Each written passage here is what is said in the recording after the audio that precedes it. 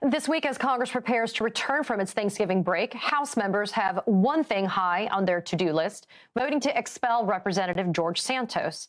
The freshman congressman has so far survived 2 attempts to expel him, but his days may be numbered after that scathing report released by the House Ethics Committee detailed his alleged use of campaign cash for his own lavish spending at luxury retailers and for other, quote, personal use.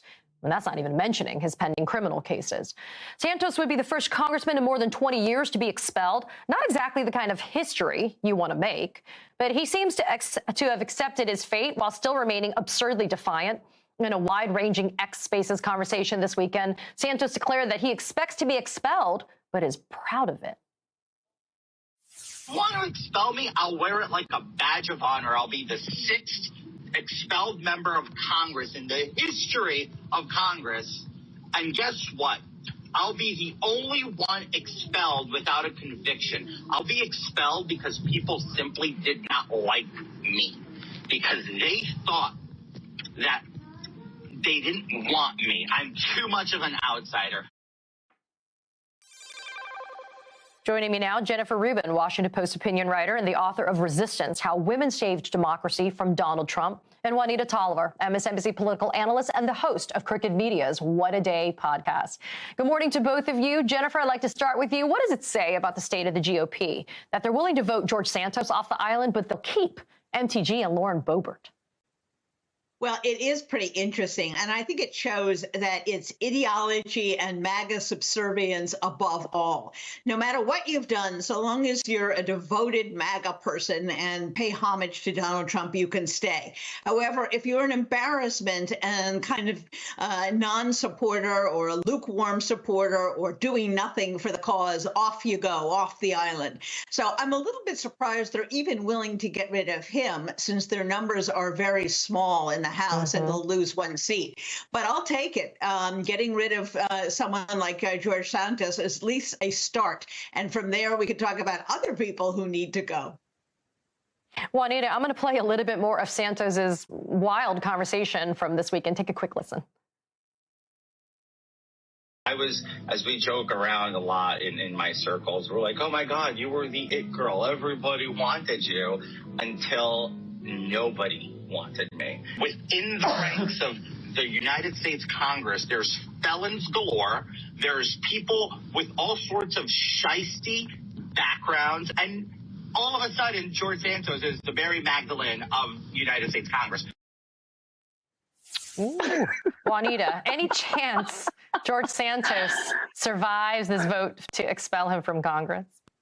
Absolutely not. You've seen Republicans who did resist expelling him in the previous 2 attempts, saying they've changed their mind due to this ethics report. And George Santos seems to be coming to terms with that reality of being expelled, but he's clearly gonna go kicking and screaming. Katie, I do question him ever being an it girl. I don't think he ever checked that box within the Republican Party. He was merely the extra vote. As Jen Rubin pointed out, their margins were slim. But the reality is that George Santos has caused even more shame to come to the Republican Party than someone like a Marjorie Taylor Greene. And that's really, really shocking. I do think that this vote for expulsion does align with what George Santos's current constituents want. As polling has showed, 75% of them want him out of Congress. I do expect him to, again, go kicking and screaming and attempt to scorch the earth about these other claims about Republicans. But he should honestly let somebody else do it, considering he has absolutely no credibility at this point.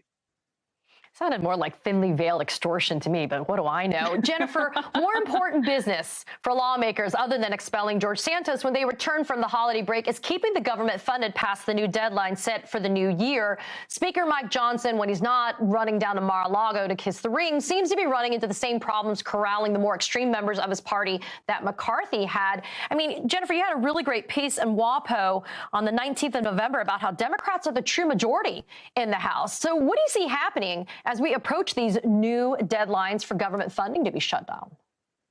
Well, the reason I say that it's the Democrats who are acting like the majority is ostensibly Mike Johnson wants to keep the government running, but he has to rely on Democrats to do it. And they've done it now twice, both when we reached the deadline for funding the government. So I think the real question is whether he wants to once more take the wrath of the right and rely on Democrats to again extend the government, or whether he feels compelled to actually shut down the government, which I think would be disastrous for Republicans, particularly those who are in swing districts, those 18 who are in districts that Joe Biden actually won in 2020. And don't forget, there's another factor in here, which is they have to decide whether they want to fund Ukraine and Israel. For people who keep saying they love, love, love Israel, they still haven't committed to a funding package. So that's another issue there. And whether they will vote on both simultaneously to the chagrin of the far right, or whether they will have to break those two apart remains to be seen.